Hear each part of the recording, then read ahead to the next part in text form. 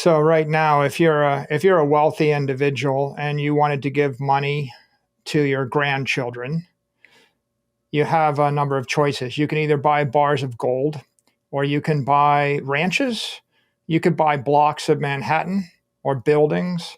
You can buy shares of companies, corporate stocks. You could put money in a savings account and maybe buy sovereign debt or bonds, corporate bonds or other bonds.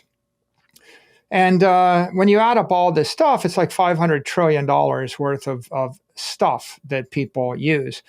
And the challenge with all these things is how do I know if I had $1 million today that it would still be worth $1 million 100 years?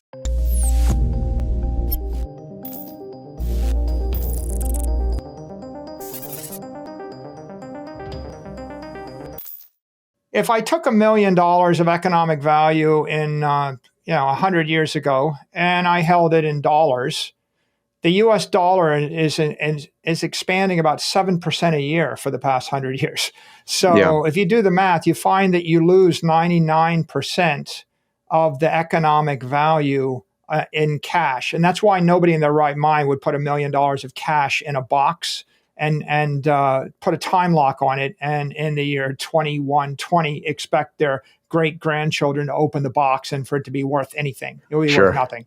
sure. If I put $1 million of gold in a box, 100 years from now, the challenge is, will the bank or the government seize the gold? Pretty much every country on earth stole everybody's gold over the last 100 years. If you had it in Germany, it got stolen multiple times. The British, the French, the Japanese, the Russians, even the Americans stole everybody's gold. So, and if it didn't get stolen, that's what we call counterparty risk, Yep. seizure, confiscation.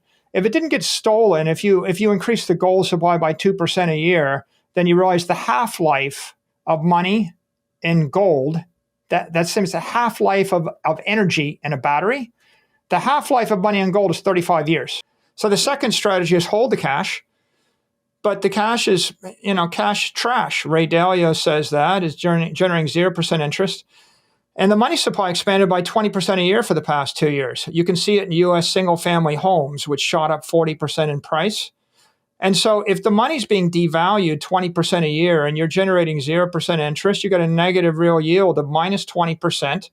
And I did the math in my head, and I concluded that pretty much the $500 million in purchasing power would be cut into $250 million of purchasing power in 36 to 48 months. So that's a slow death. When you think of it as digital gold, then it should replace gold. Gold's worth $10 trillion, and that takes Bitcoin to 500,000. But when you think of it as digital property, like replacing buildings and land and other long storeholds of wealth, then you're up by a factor of 20 or 30 from there. I mean, it should not be. It's much better than digital gold because I can move Bitcoin at the speed of light and I can program it to 1 million transactions an hour on an iPhone or a website. You can't do that with gold. So it's got more utility than gold, which means it's probably worth 20 or 30 trillion if it just replaces the gold. But instead of buying the Fontainebleau Hotel, which is a nice hotel, worth whatever billions in Miami Beach, instead of buying the equivalent amount of Bitcoin, if you bought the Bitcoin, you can move that to any city in the world every hour of the day, compose it, decompose it, recompose it, dematerialize it. And, when there's a nasty tax on it, you can just move yourself to a different jurisdiction where there's a better tax treatment. And if you think of it like that, then it's a multi-$100 trillion asset class. So at 10 trillion, it's 500,000. At 100 trillion, it's 5 million. So I think, we're marching toward $10 trillion, which is, $10 million a coin, which is why Bitcoin enthusiasts see it's just a very great long-term store of value. And it's a great investment idea because it meets the needs of 8 billion people. The average person, the middle-class person that drives an Uber or works as a dentist, they can't buy $387 worth of a building in New York City every month as their savings plan. right? But and a person in Africa can't buy a small share of a nice piece of property. They can't buy $127 worth of a Picasso painting. So Bitcoin offers property rights at any scale, any amount of money, anybody in the world, and you don't have to worry about, will people like Picassos? Will they still want buildings in Vegas or New York? Will some politician tax it away from me? Well, can I take it through an airport? So if you're looking for an egalitarian, utilitarian way for people to save money and protect their life force or protect their economic wealth for the next 100 years, and you are looking for something that's kind of consistent with the mobile wave, Android phones, iPhones, websites, that's truly global. So I thought, well, what if I could find a digital gold, which was better gold than gold, something that is better than gold, but also a big tech monopoly? And here are my three criteria. I want it to be a better gold than gold. I want it to be a big tech monopoly, and I want no one else to appreciate it. I want it to be underappreciated. And that's what Bitcoin was in the second quarter of 2020. No one thought it was an institutional asset, even though Amazon stock had doubled in the second quarter. Bitcoin was trading about the same as it had been trading in 2018 or 2019.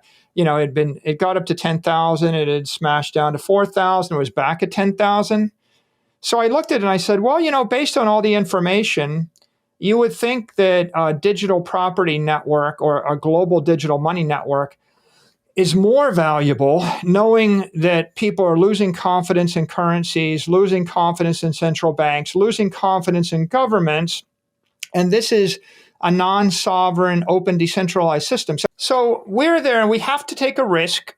We literally have to, or we got to sell the company, right? We're done one way or the other. And I said, well, this is a reasonable risk because it looks like the Facebook of money or the Google of money in the year 2010 or 2011. While 98% of the world doesn't understand it, it's a bit too complicated, they're afraid of it. But just because you don't understand it doesn't mean it isn't true. Right now, the half-life of your money is 7 years or something. So the next big move is fix the energy, the political economic energy system in our civilization. Because by my calculation, we're wasting somewhere in the order of $10, $20 trillion a year because our economics are broken. And so what could you do if I gave you 10 trillion a year in a dividend to work on science? Right? So there's no point in losing 10 trillion a year every year for the next 30 years while we try to do something scientific because we're just bleeding out. It's back to the issue of stop the bleeding before. I'm not getting a PhD while I'm bleeding to death on the sidewalk.